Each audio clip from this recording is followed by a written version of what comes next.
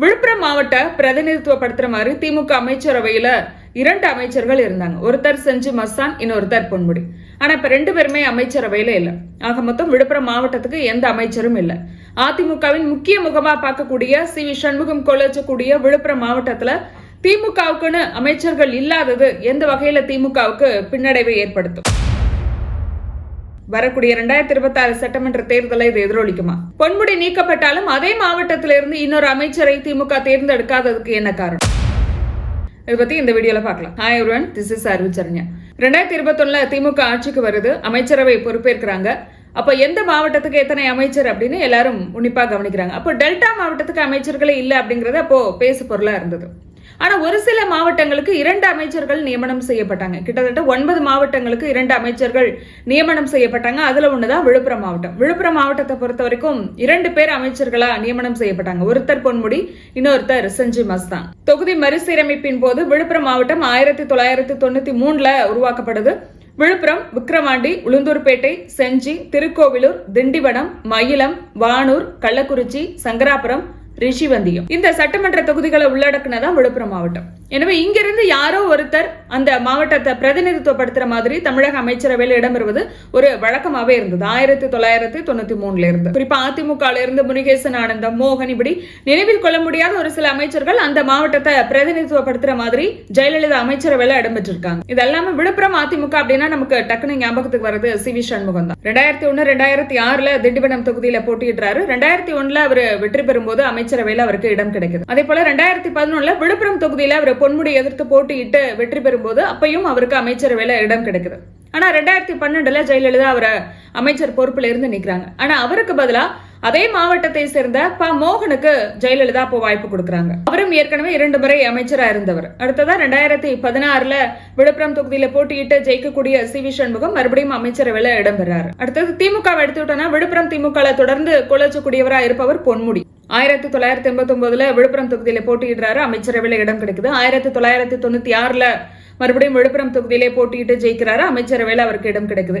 அதே போல 2006 அவருக்கு அமைச்சரவையில் இடம் கிடைக்குது. அதுக்கப்புறம் 2021 திருக்கோயிலூர் சட்டமன்ற தொகுதியில போட்டியிட்டு வெற்றி பெறக்கூடியவர் ஸ்டாலின் அமைச்சரவையில உயர்கல்வித்துறை அமைச்சரா பொறுப்பேற்கிறார். அதே போல விழுப்புரம் மாவட்டம் செஞ்சி சட்டமன்ற தொகுதியில போட்டியிட்டு வெற்றி பெறக்கூடிய செஞ்சி மஸ்தானுக்கு அமைச்சரவையில் இடம் கிடைக்குது. சிறுபான்மையினர் நலன் மற்றும் வெளிநாடு வாழ் தமிழர் நலத்துறை அமைச்சரா செஞ்சி மஸ்தான் பொறுப்பேற்கிறார்.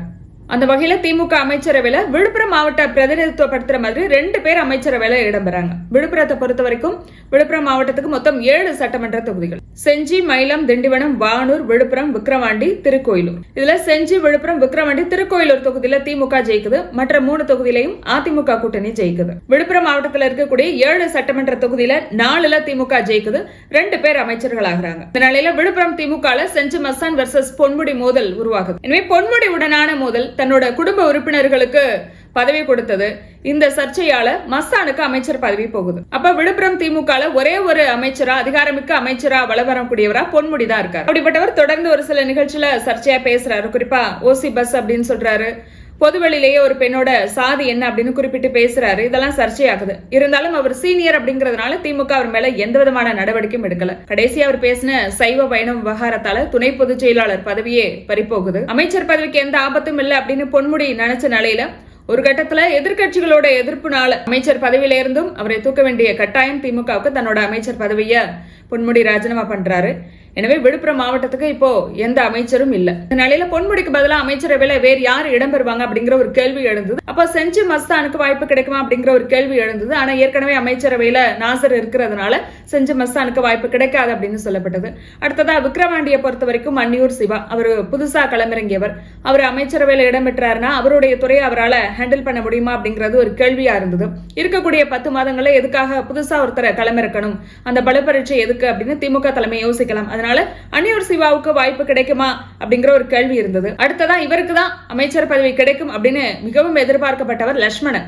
ஏன்னா விழுப்புரம் தொகுதியில சி.வி. சண்முகத்தை எதிர்த்து களமிறங்கிய லட்சுமணன் சி.வி. சண்முகத்தை வீழ்த்தி கடந்த 2021 சட்டமன்ற தேர்தலில் வெற்றி வாகை சூடியவர். அதுக்கு பலனா அவருக்கு அமைச்சரவையில் இடம் கிடைக்கும் அப்படின்னு சொல்லப்பட்டது. அது மட்டும் இல்லாம வரக்கூடிய 2026 சட்டமன்ற தேர்தலில் CV சண்முகத்துக்கு செக் வைக்கக்கூடிய விதமா மறுபடியும் லட்சுமணன் தான் களமிறக்கப்படுவார் அப்படின்னு சொல்லப்படுறதுனால அவருக்கு இந்த முறை அமைச்சரவையில வாய்ப்பு கிடைக்கும் அப்படின்னு சொல்லப்பட்டது. ஆனா விழுப்புரம் மாவட்ட திமுகவை 3ஆ பிரிச்சு மத்திய மாவட்டத்தை உருவாக்கி வானூர் விழுப்புரம் சட்டமன்ற தொகுதிகள் அடங்கிய மத்திய மாவட்டத்தை லட்சுமணன் கையில கொடுத்து அவரை மாசை வாக்குனதுனால அவரை மாவட்ட செயலாளரா திமுக தலைமை அறிவிச்சதுல பொன்முடிக்கு அதிருப்தி அப்படின்னு சொல்லப்பட்டது.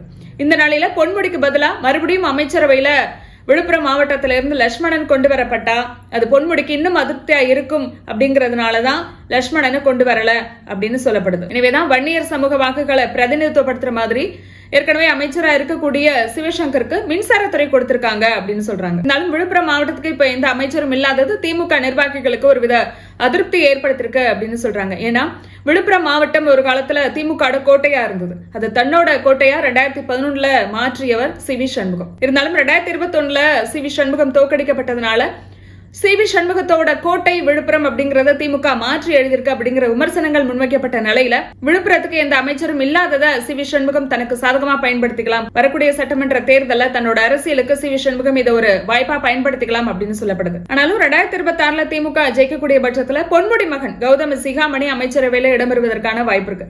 அதே போல லட்சுமணன் ஜெயிக்கக்கூடிய பட்சத்துல அவரும் அமைச்சரவையில இடம்பெறுவதற்கான வாய்ப்பு இருக்கு அப்படின்னு சொல்றாங்க. எது எப்படி இருந்தாலும் விழுப்புரம் மாவட்டத்தை பிரதிநிதித்துவப்படுத்துற மாதிரி தன்னோட அடுத்த ஆட்சி திமுக விழுப்புரம் மாவட்டத்திலிருந்து வரக்கூடியவர்களுக்கு அமைச்சரவையில இடம் கொடுத்து அவங்களுக்கு வாய்ப்பு கொடுக்கும் அப்படின்னு சொல்லப்படுது. இருந்தாலும் இந்த இடைப்பட்ட காலத்துல விழுப்புரம் அரசியல திமுக எப்படி கையாள போகுது அப்படிங்கறத நம்ம பொறுத்திருந்து பார்க்கலாம். இதை பத்தி உங்களோட கருத்து என்ன அப்படிங்கறத கமெண்ட்ல பதிவு பண்ணுங்க. மறக்காம சப்ஸ்கிரைப் பண்ணுங்க. நாளைக்கு பேசலாம்.